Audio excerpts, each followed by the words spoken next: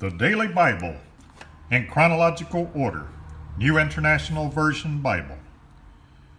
Jesus sins for colt. Matthew chapter 21 verses 1 through 7. Mark chapter 11 verses 1 through 7. Luke chapter 19 verses 29 through 35. And John chapter 12 verses 14 through 16.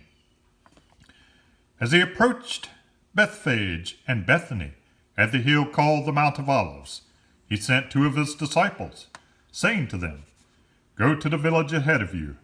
As you enter it, you will find a colt tied there, which no one has ever ridden. Untie it and bring it here. If anyone asks you, 'Why are you untying it?' tell him, 'The Lord needs it.'" This took place to fulfill what was spoken through the prophet. "Say to the daughter of Zion, 'See, your king comes to you, gentle and riding on a donkey, on a colt, the foal of a donkey.'" At first his disciples did not understand all this. Only after Jesus was glorified did they realize that these things had been written about him, that they had done these things to him. They went and found a colt outside in the street, tied at a doorway. As they untied it, some people standing there asked, "What are you doing untying the colt?" They answered as Jesus had told them to, and the people let them go. When they brought the colt to Jesus and threw their cloaks over it, he sat on it. Jesus enters Jerusalem. Matthew chapter 21 verses 8 and 9. Mark chapter 11 verses 8 through 10. Luke chapter 19 verses 36 through 40. In Jerusalem on Sunday. When he came near the place where the road goes down to the Mount of Olives, the whole crowd of disciples began joyfully to praise God in loud voices for all the miracles they had seen. "Blessed is the King who comes in the name of the Lord. Peace in heaven and glory in the highest." Some of the Pharisees in the crowd said to Jesus, "Teacher, rebuke your disciples." "I tell you," he replied, "if they keep quiet, the stones will cry out." Many people spread their cloaks on the road, while others spread branches they had cut in the fields. Jesus foresees destruction. Luke chapter 19 verses 41 through 44. As he approached Jerusalem and saw the city, he wept over it and said, "If you, even you, had only known on this day what would bring you peace, but now it is hidden from your eyes. The days will come upon you when your enemies will build an embankment against you and encircle you and hem you in on every side. They will dash you to the ground, you and the children within your walls. They will not leave one stone on another, because you did not recognize the time of God's coming to you." Jesus' popularity recognized. Matthew chapter 21 verses 10 and 11.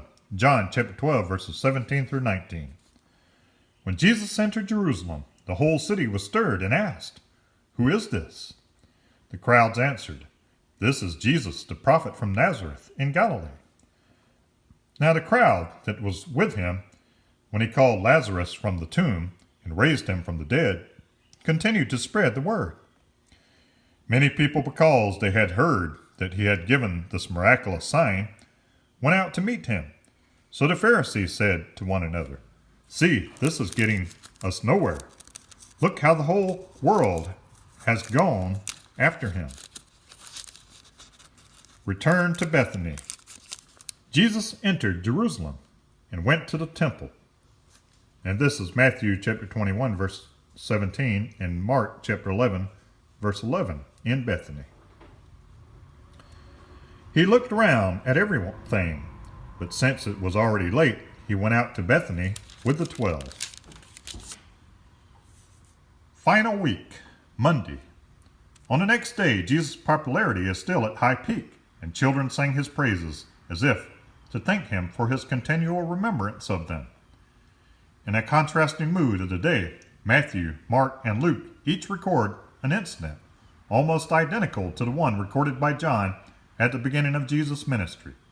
That is, the throwing out of the temple merchants. This is in fact a separate incident.